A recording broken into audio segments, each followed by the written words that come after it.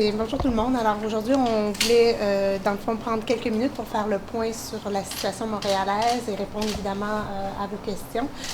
Vous l'avez vu hier, le gouvernement a lancé son système d'alerte. Alors Montréal aujourd'hui est toujours dans le vert, mais on dit sous surveillance. Parce que depuis, je dirais la semaine dernière, même un petit peu, peut-être depuis 2 semaines, l'ensemble de nos indicateurs sont vers une tendance à la hausse en termes de nombre de nouveaux cas, mais aussi de taux de positivité dans certains, globalement et dans certains quartiers. Donc, c'est sûr que si on continue sur cette tendance-là, on pourrait imaginer évidemment que dans une semaine, on pourrait basculer vers le jaune. Mais au-delà des indicateurs, ce qui est important, c'est de regarder aussi tout le contexte des types d'éclosions qu'on a dans la région, qui vont nous donner une saveur plus qualitative, de voir est-ce que c'est des éclosions pour lesquelles on est capable de bien contrôler la transmission ou est-ce qu'on est davantage dans des situations pour lesquelles la transmission communautaire risque de nous échapper ou le contrôle risque de nous échapper. Là-dessus, il y a des bonnes nouvelles. Alors, à Montréal, au niveau des milieux de travail, on est vraiment dans une baisse depuis plusieurs semaines du nombre d'éclosions en milieu de travail. Donc, c'est 20 éclosions actives actuellement qui sont sous investigation et surveillance par nos équipes. Un seul service de garde avec une éclosion. C'est sûr que la rentrée scolaire nous a apporté son lot de cas sporadiques. Donc, depuis la rentrée scolaire, on a enquêté 69 cas dans 64 écoles différentes avec 2 petites éclosions bien délimitées et pour lesquelles la transmission est bien contrôlée. Mais ces cas-là ont généré plus de 700 personnes qui sont actuellement mises en isolement préventif. La bonne nouvelle avec le milieu scolaire, c'est que ça fonctionne très bien. Notre système est très bien rodé avec les centres de services scolaires, avec les directions de l'école et évidemment tous les centres de dépistage pour nous amener évidemment à retracer rapidement les contacts, les isoler et amener ces contacts-là à se faire dépister durant leur période d'isolement. Là-dessus, j'ai un petit message parce que évidemment, quand les parents savent qu'il y a un cas dans leur école, souvent tout le monde veut aller se faire tester. L'important, c'est vraiment que ce soit les contacts de la bulle classe, c'est vraiment les élèves pour lesquels et les enseignants pour lesquels la santé publique les a contactés qui aillent se faire dépister durant leur période d'isolement. Ça va permettre de contrôler aussi l'achalandage et l'attente et que ce soit les bonnes personnes qui puissent bénéficier des tests de dépistage. Ce qui nous préoccupe un petit peu plus, par contre, c'est qu'on voit qu'une grosse proportion de nos cas sont liés à des petites éclosions qu'on appelle d'activités sociales non organisées ou des rassemblements privés. Évidemment, des fêtes d'anniversaire, des barbecues, des sorties entre amis, Airbnb et tout ce qui tourne autour de l'après-activité sportive. Par rapport à ces événements-là, je pense qu'un des messages à la population, c'est qu'il faut réellement rehausser notre niveau de vigilance dans nos activités sociales avec des gens qu'on connaît, nos frères, nos sœurs, évidemment, les amis qu'on invite à souper. On a souvent tendance à réduire notre vigilance, mais c'est vraiment à l'intérieur de ces événements-là qu'on voit qu'il y a de la transmission. Et c'est souvent de ces petites éclosions-là que les cas sont introduits dans les écoles, dans les résidences de personnes âgées ou dans d'autres milieux pour lesquels il y a évidemment des conséquences plus importantes face à l'introduction d'un cas. L'autre élément, j'aimerais que les gens comprennent aussi que lorsqu'on fait du covoiturage dans un milieu fermé, on a quelques cas liés à ce covoiturage-là où les gens ne se protègent pas, ils ne portent pas le masque ou le couvre-visage. Donc, c'est bien important de le porter. La collaboration aux enquêtes est aussi à l'ordre du jour. On a encore des gens pour lesquels c'est difficile de faire les enquêtes et de retracer les contacts. Donc, pour nous, on a besoin de cette information-là pour couper la chaîne de transmission. Et évidemment, comme je le disais, au-delà de notre responsabilité collective pour maintenir les mesures de santé publique et réduire donc ces éclosions-là dans des événements sociaux, je pense que les gens qui sont des travailleurs, que ce soit des travailleurs de la santé en milieu scolaire, donc si vous travaillez dans des endroits où il y a beaucoup le fait d'être un cas amène beaucoup de contacts, ou si vous avez un potentiel d'introduire le virus dans des endroits où il y a des gens vulnérables, il y a aussi une responsabilité professionnelle parce que de plus en plus, les cas sporadiques qu'on a aussi dans des résidences de personnes âgées sont des travailleurs de la santé qui ont acquis le tout dans des activités sociales. Donc, je pense qu'on a collectivement une responsabilité sociale pour arriver à ne pas passer au jaune à Montréal, mais je pense qu'aussi professionnellement, on demande aux gens d'être encore plus vigilants si vous travaillez dans des endroits où il y a des gens vulnérables. Merci. I would like to do an update on the Montreal situation. So as for today, Montreal is in the green zone, but we're in the vigilance because we're seeing that all our indicators are increasing since the last 2 weeks. The number of cases, but also the positivity rates of the tests that are being done. But behind those indicators, we are looking at also qualifying the outbreaks that we're seeing in the communities to see if some outbreaks are well controlled or if we are in some situation where it is more difficult to control the transmission. We have good news. The good news is that we have less outbreaks in a workplace setting, 20 outbreaks currently under investigation, 1 in kindergarten. And of course, with the reopening of school, we're working and investigating a lot of cases, 69 cases in 64 different schools. But only 2 small outbreaks that are really well controlled at the moment we're speaking. But those cases are generating a lot of contacts that need to be isolated with the consequences of being at home for 14 days for those families. We do not have new outbreaks in bars. This is quite a good thing. But what is preoccupying us is more the small outbreaks that we're seeing in social contexts, parties, dinners, weddings, and social activities after doing some sports with friends. Of course, we want to reinforce the message that it is important at this time with the reopening of school that all those social activities that we liked and we have gained during the last few months, that we be more vigilant because those small outbreaks are the source of cases that go in school and that will go in elder residency, where we see that the consequences may be more dramatic. So we ask people to be more vigilant when they are in social activities and do respect the public health recommendation. Thank you. Merci, Dr. Drouin.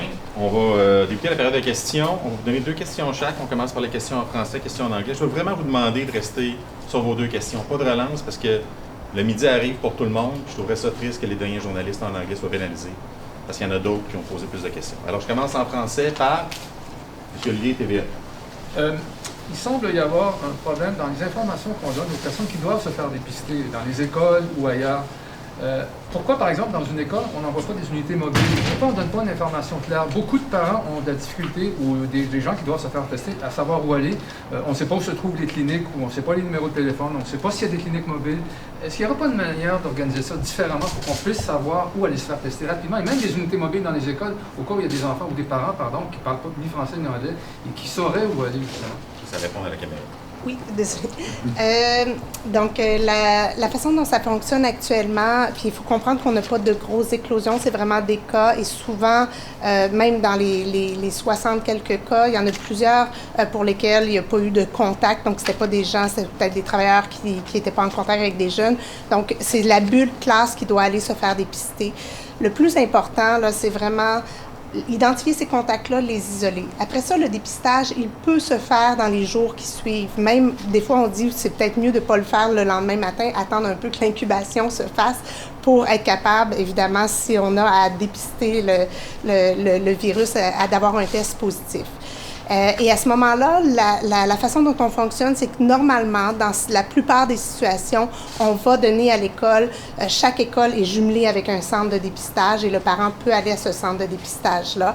Évidemment, il y a la liste des autres centres de dépistage qui existent, donc si les gens veulent aller dans un centre plus près de leur domicile, ils peuvent. Si, dans des contextes spécifiques de certaines écoles pour lesquelles le contexte est plus particulier, c'est une école défavorisée, les gens n'ont pas de moyens de transport ou c'est plus isolé, à ce moment-là, on s'assoit avec la direction d'école, avec le centre, le CIUS, et on regarde quelle est la meilleure modalité. Et dans certains cas, il y aura des dépistages mobiles et des équipes qui vont se déplacer, mais ça ne sera pas de manière, à chaque fois qu'il y a un cas, une équipe mobile. Parce que notre objectif, oui, c'est de dépister dans une mesure préventive pour arrêter la transmission dans les écoles, mais c'est aussi de garder notre capacité de dépistage pour ce qui se passe dans la communauté. Richard, as-tu une autre question? Non? Philippe Bonneville? Madame Drouin, bon, vous semblez penser qu'on va passer en mode jaune, donc en mode pré-alerte la semaine prochaine. Est-ce que c'est principalement à raison du nombre de cas? Essayez de nous expliquer pourquoi vous pensez qu'on se dirige du vert vers le jaune pour la semaine prochaine. Il y a plusieurs éléments, là, puis peut-être que j'ai tort, puis je serais bien heureuse d'avoir tort, là. Évidemment, les cas et la hausse continuent au fil de la fin de semaine, on l'a vu, là, de progresser. Donc, notre taux d'incidence quotidien moyen est à la hausse. C'est la même chose au niveau de nos taux de positivité. Donc, on a quand même quelques indicateurs. Par contre, au niveau des indicateurs de la capacité du système de soins, ça va très bien de ce côté-là. Et dans les éclosions, on a des bonnes nouvelles. La plupart de nos éclosions, ce que j'appelle en milieu institutionnel organisé, sont assez bien contrôlées ou sont même à la baisse dans certains contextes. Par contre, Montréal, ce qu'on voit, les petites éclosions dans des contextes sociaux, les enjeux de collaboration que je vois des fois dans certains contextes pour arriver à endiguer ce qu'on a connu avec la danse, le milieu de la danse, nous a demandé beaucoup d'efforts pour essayer d'arriver à contrôler la transmission.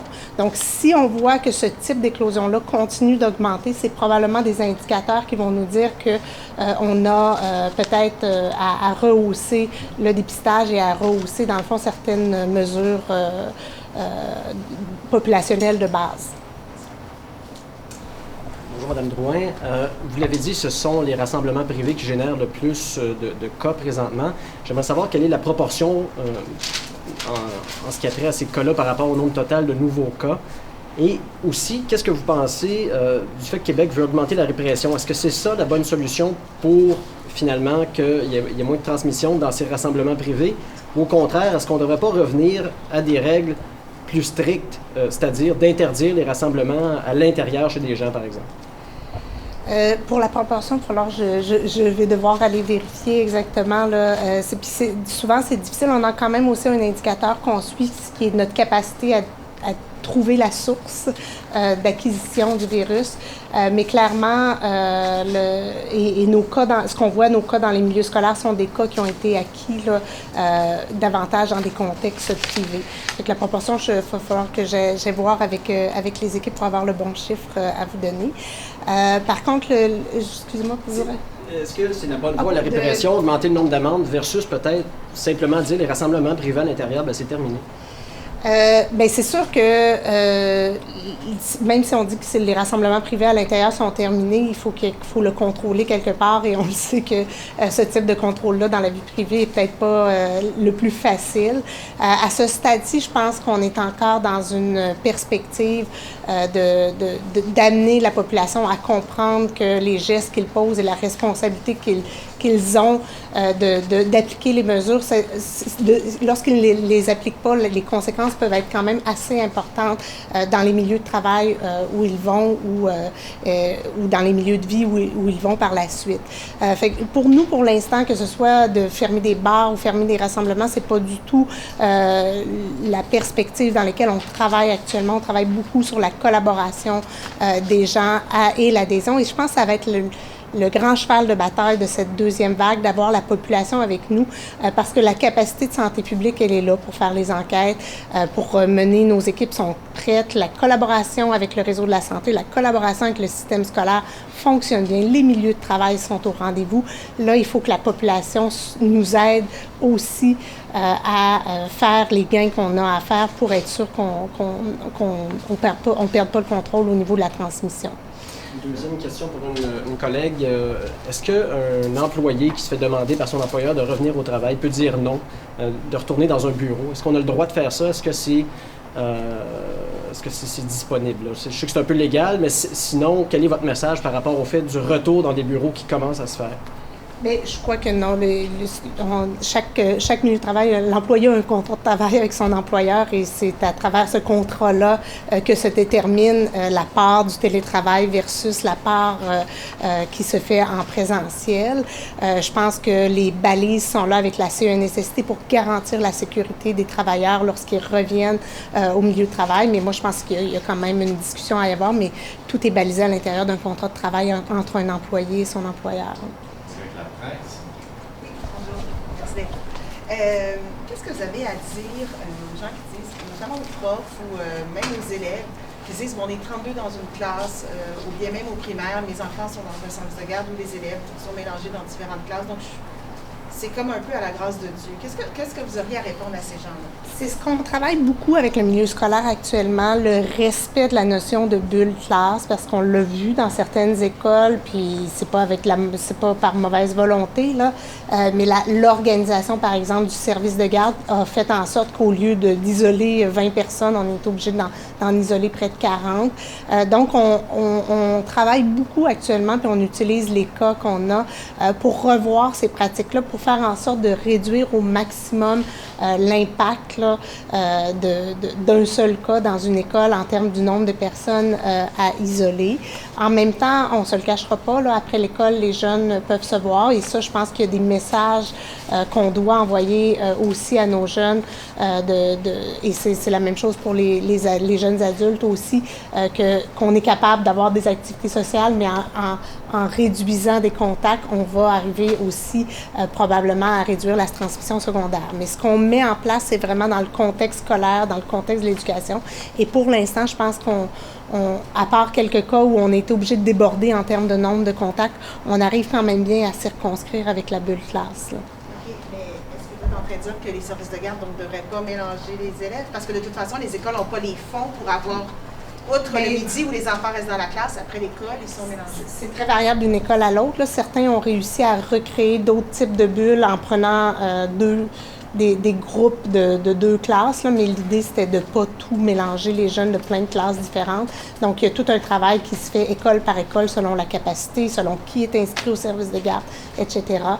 Mais évidemment, c'est pas parfait là, comme découpage, mais on essaie de travailler avec chaque milieu scolaire pour rendre, après ça, l'application plus facile et limiter, dans le fond, l'impact d'un seul cas dans un groupe. Oui. Moi, j'aimerais savoir, vous avez dit que la plupart des infections qui sont acquises dans les écoles sont contractées par des gens qui ont eu des contacts dans les milieux privés. J'aimerais savoir, parce que c'était beaucoup le cas au début de la pandémie, les travailleurs de la santé étaient vraiment des vecteurs importants. Est-ce que c'est toujours le cas à l'heure actuelle? Pour les travailleurs de la santé? Oui. Je dirais que les cas sporadiques qu'on a, nous, on suit religieusement là, les cas dans tout ce qui est les milieux d'hébergement aînés. Beaucoup des cas, c'est des cas liés aux travailleurs de la santé. On a très peu d'éclosions secondaires parce qu'évidemment, on intervient très rapidement. Donc, on a très peu de milieux en éclosion et quand il y a des éclosions, on les circonscrit très rapidement. Mais oui, on se rend compte de plus en plus que c'est soit via le dépistage systématique, parce que dans les milieux d'hébergement aîné, on fait un dépistage systématique, ou via des éclosions qui ont eu lieu dans différents contextes sociaux, où là, on se rend compte que c'est des travailleurs de la santé aussi, en même temps, qui représentent des milieux qui ont fréquenté aussi, mais la source d'acquisition. Donc oui, c'est quelque chose qu'on travaille et qu'on est le plus sensible, sauf que les milieux sont beaucoup mieux préparés là, pour, face à un seul cas, on agit très rapidement.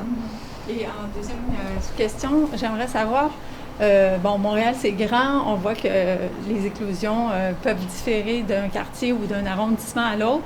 Est-ce qu'il y a des quartiers qui demeurent plus préoccupants que d'autres en ce moment, à l'heure où on se parle? C'est sûr qu'actuellement, autant dans la première vague, on a beaucoup travaillé dans une approche territoriale de quartier, puis on avait vraiment des secteurs dans lesquels on avait une transmission communautaire soutenue. Actuellement, on est beaucoup dans soit des groupes d'âge ou soit des secteurs comme la danse, c'est pas dans un quartier en tant que tel. Donc, on est davantage dans une approche de secteur d'activité et de groupes de personnes touchées, donc les écoles et tout ça. Par contre, je ne vous cacherai pas que nous, on regarde les taux de positivité. Il n'y a pas de grande variation, mais là où on essaie de travailler avec les CIUS, c'est qu'on a des quartiers dans lesquels on a des taux de positivité un petit peu plus élevés, puis les gens vont pas se faire dépister pour différentes raisons, soit qu'ils connaissent pas ou sont pas sensibilisés. Donc là, on est en train de travailler avec les CIUS à mettre des interventions très ciblées dans des quartiers où on voit que les taux, soit qui sont en augmentation ou un petit peu plus élevés que la moyenne, puis que les gens participent pas pour essayer d'aller chercher nos cas dans ces quartiers-là. Mais je suis pas capable de vous dire si c'est pas des éclosions, c'est pas des agrégats qu'on a, mais c'est plus une approche où on essaie de rehausser le dépistage dans des quartiers moins courus par les gens pour aller se faire dépister. Est-ce que vous pouvez les identifier, ces quartiers-là? Oui, on en a quelques-uns. On a Saint-Léonard, Snowden, Bordeaux-Cartierville, puis là, vous me demandez, et je pense qu'il y avait aussi Parc Extension. C'est sûr qu'il y a toute la notion aussi de connaître les services. Donc, on travaille beaucoup avec notre cellule ethnoculturelle à faire connaître les services dans ces quartiers-là. Donc, mais c'est pas des quartiers, je vous le répète, pour lesquels on a des éclosions, puis que vraiment, il y a un risque accru, mais c'est des quartiers dans lesquels on fait des démarches très locales pour amener les gens à connaître les services et à aller se faire dépister s'ils ont des symptômes ou s'ils ont été dans des situations de contexte à risque. On va aller avec V. S'il n'y a pas d'autres questions en français, on va venir avec Béatrice. Bonjour. Bonjour. Donc, dites-nous, combien d'établissements scolaires sont en éclosion sur l'île? 2 seuls. Puis de très petites éclosions, là, ça se compte sur le doigt d'une main. Et puis, advenant que le cas d'éclosion se multiplierait dans les écoles, est-ce que vous considérez fermer les établissements? Pas pour l'instant, c'est pas du tout l'approche qu'on préconise. Puis évidemment, actuellement, on est vraiment dans des approches chirurgicales où on va essayer de fermer, délimiter pour évidemment maintenir le plus possible les milieux, le contexte d'éducation à la normale. Donc pour l'instant, c'est pas du tout. Puis on l'a vécu aussi dans les services de garde qui sont ouverts depuis le mois de juin. On a eu des petits cas, mais des grosses éclosions, on n'en a pas eu. Donc, évidemment, on se prépare au pire à avoir des grosses éclosions, mais il est fort possible qu'on arrive à... Notre objectif, c'est de les contenir, là. Quel est l'état de l'attente dans les cliniques de dépistage pour l'instant? Je pense qu'il faudrait s'adresser aux CIUS parce que dans chaque CIUS, ils ont chacun leur... Donc, d'après moi, il y a l'attente est assez variable d'un endroit à l'autre. J'ai été par contre sensibilisée, puis c'est un peu le message que je disais tout à l'heure. Dans certains territoires, je pense entre autres l'Ouest, il y a, suite à l'annonce d'un cas dans une école, il y a beaucoup de parents qui ont voulu faire dépister leurs enfants, puis dans des écoles où il n'y avait pas du tout de cas. Le message que j'ai à dire, c'est que c'est pas indiqué, c'est pas nécessaire. Évidemment, si votre enfant a des symptômes, puis que vous faites l'auto-évaluation, puis ça vous dit d'aller vous dépister, oui, mais dans un contexte préventif, il n'y a pas lieu d'aller faire la file d'attente pendant 3 heures et de faire manquer de l'école à votre enfant pour un dépistage. Fait que c'est vraiment le message aujourd'hui, un des messages importants à passer aux parents. Si on vous appelle, par contre, vous allez être invité à aller vous faire dépister, puis vous n'êtes pas obligé d'y aller dans la journée même, vous pouvez y aller le lendemain. Et on va vous dire le moment idéal pour aller vous faire dépister en fonction de la période d'incubation. Et quel type de personnes se fait dépister présentement? C'est surtout des gens du milieu scolaire, dans le fond? Non, on a vraiment... là, le portrait est assez... évidemment, là, avec la rentrée, il y a plus de gens qu'on a demandé pour le dépistage, mais on a quand même un dépistage de tous les groupes d'âge, un taux de positivité qui est encore un petit peu plus élevé chez les jeunes et jeunes adultes. Donc, clairement, c'est encore dans ce groupe-là que le virus circule davantage et pour lesquels on va continuer là, de faire la promotion du dépistage. Merci. Elizabeth Ogales, CJD. Sorry, I have to stand like this. We have a lot of people calling our newsroom wondering about Halloween. I know it's only September, but is that something that's being discussed right now? It's being discussed, but not at the regional level. I think it's going to be a provincial decision. So I think we have to address the question to the Ministry of Health. Thank you. I hope we're gonna have something fun for the kids. Yes, we've gotten some complaints in recent days that testing times are starting to take longer again. We saw a similar situation with bars, and now that schools are reopening. Are you looking at any sort of solutions to this, and are you suggesting that only certain people get tested?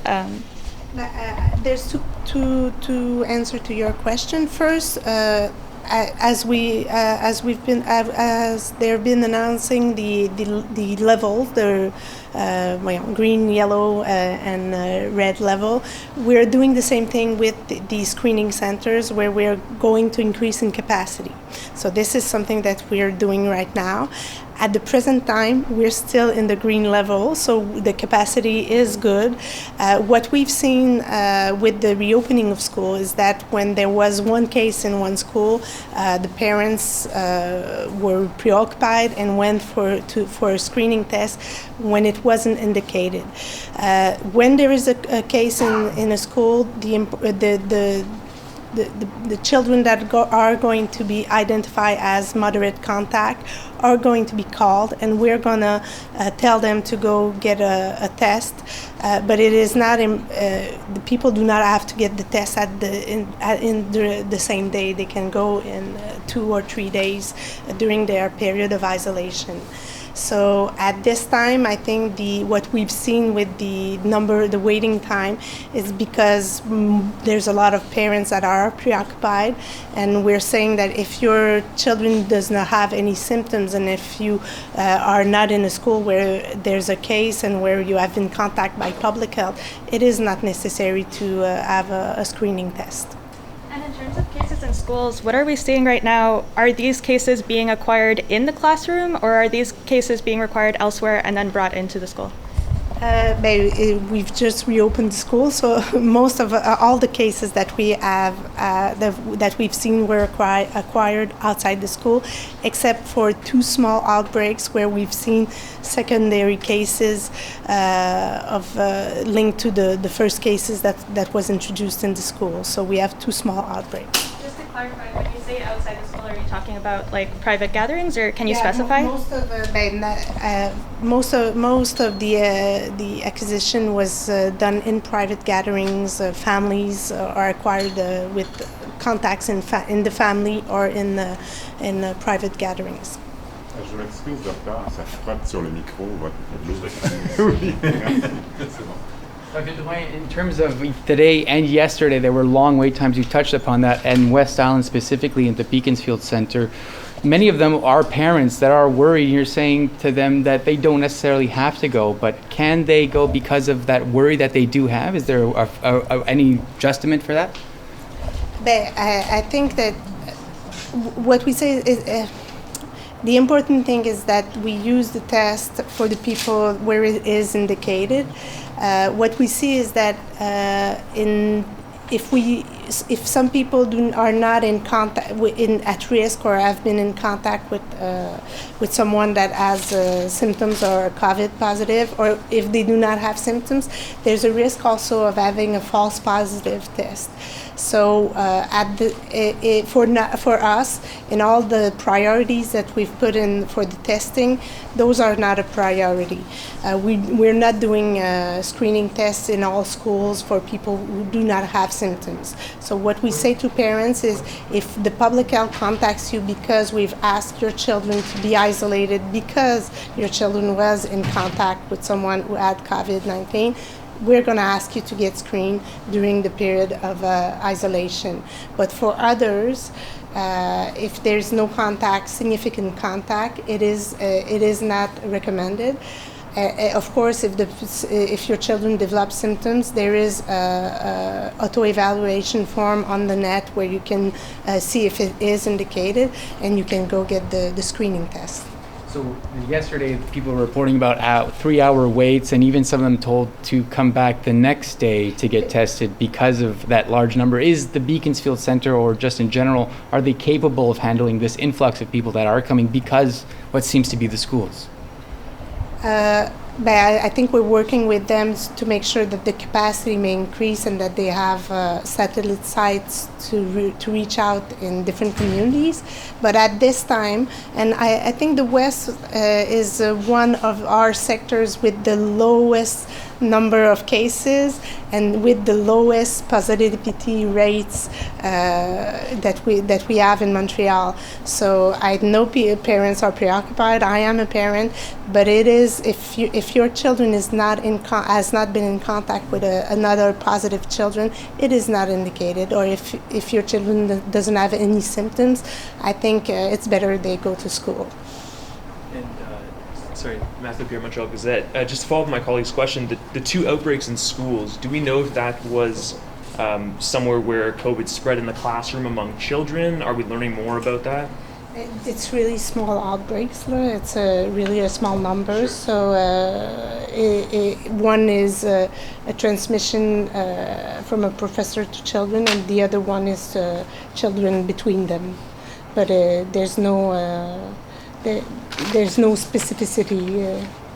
Is there any worry about the fact that I know there's some possibility that children don't transmit the virus as much? Are we learning more about the fact that maybe they are? Or do you expect to learn more? Those aspects are more we see it more with young children.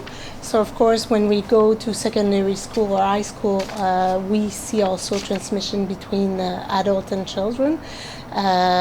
What we've reinforced is to make sure that the adults keep their 2-meter distance with all their students, and to make sure that all the professionals that work in the school do have a medical mask. Are these are outbreaks in high schools then? No. In elementary school? I have to confirm. I don't know. I don't know by heart. I'm sorry. Merci tout le monde, vous avez été très docile. Il y a 2 journalistes qui m'ont posé des questions. On a peut-être un peu de temps. Richard Olivier. Rapidement, il semble y avoir une adéquation entre le nombre d'écoles qu'on voit touchées par des cas de COVID sur la liste du ministère de l'Éducation qu'on a envoyée hier, et les écoles qui le sont vraiment. Je ne sais pas, à Montréal, je pense qu'il y a 4 écoles qui étaient sur la liste, puis il y en a seulement 2 que vous nous disiez. Comment on explique ce problème-là entre les informations recueillies par Québec et la vérité sur le terrain? Moi, je vous ai parlé des cas que nous, on enquête. C'est sûr que la liste qui est faite par le ministère est faite à partir du ministère de l'Éducation. Puis je crois qu'à partir de la déclaration des commissions, les centres de services scolaires et des directions d'école. Et c'est un peu la même chose qu'on a vécu durant la première vague. Il y a toujours une période d'adaptation pour s'assurer que l'information colligée correspond. Moi, je vous parle davantage des cas investigués par la santé publique dans la région de Montréal, actuellement. En tout cas, les chiffres que moi je vous ai donnés sont ceux que mes équipes travaillent dessus. Ça veut dire que Québec pose des questions aux mauvaises personnes, joue au centre de service, il devrait téléphoner au centre de service. Pour avoir un portrait exact, ça n'a pas de bon sens. Alors, je vous invite à... C'est quelque chose de nouveau, là, exactement comme ça. Je pense qu'il y a un rodage en cours, mais c'est correct. Là, je pense qu'on n'échappe pas de cas. Puis moi, en tout cas, pour Montréal, on a vraiment des liens très étroits avec les écoles. On a une ligne directe des écoles à nous. Donc, clairement, même avant même que le laboratoire arrive ici, on le sait qu'il y a un cas, puis on est déjà en train de faire l'investigation. Donc, c'est vraiment un système qui fonctionne très bien. Puis je tiens à remercier le milieu scolaire parce qu'on a vraiment une belle collaboration de leur part pour travailler 7 jours sur 7. Après ça, c'est terminé avec Isabelle Barrette. Vous avez mentionné 14 jours pour la quarantaine en parlant tout à l'heure, mais moi j'entendais ces derniers jours que c'était 10 jours. Donc si les enfants sont retirés parce qu'ils étaient en contact, est-ce qu'ils est à l'écart sur 10 jours ou pour 14 jours? Okay, oui, il y a eu un changement dans les recommandations, puis c'est important, mais ça peut porter à confusion. Ce qui est important, si vous êtes un cas, la période de contagiosité, donc vous pouvez donner le virus, c'est 10 jours. Donc on vous demande évidemment d'être isolé pendant 10 jours. Si vous êtes un contact, là, c'est la période d'incubation. Donc, le virus il est en vous puis il peut se transformer en une infection. C'est 14 jours. Donc, un contact s'isole 14 jours, un cas s'isole 10 jours. Ça peut paraître spécial, mais c'est ce que la science prescrit. Si un cas a des symptômes, même après les 10 jours, est-ce qu'il a besoin de encore isoler? Il y a tout un volet, là, s'il y a température, donc s'il y a température, évidemment, et certains types de symptômes, non, mais on ne demande plus aux gens d'avoir des tests de confirmation à la fin. Donc, évidemment, après le 10 jours, s'il y a encore plusieurs symptômes de présent, à ce moment-là, on va prolonger la période, mais habituellement, dans 10 jours, la contagiosité de la grande majorité des cas est plus là. Oui, j'aimerais juste préciser quelque chose par rapport à ce que vous avez dit tout à l'heure. Vous avez dit que vous avez eu des cas en CHSLD, des éclosions. J'aimerais savoir, est-ce qu'il s'agit de beaucoup de cas? Ou... C'est surtout quelques milieux dans lesquels des résidences de personnes âgées dans lesquelles on a eu quelques éclosions sous contrôle. Il faudrait que j'aille dans... Mais actuellement, quand on a des nouveaux cas, la grande majorité, c'est un seul travailleur ou un seul résident et on arrive à gérer rapidement et éviter les cas secondaires. Mais on a eu quelques éclosions dans des résidences de personnes âgées dans lesquelles on est intervenu dernièrement, qu'on pourrait... La question est équilibrée. Est-ce qu'il y a des journalistes anglophones qui ont encore des questions? OK. Oh, merci beaucoup tout le monde. Merci. Belle fin de journée. Merci.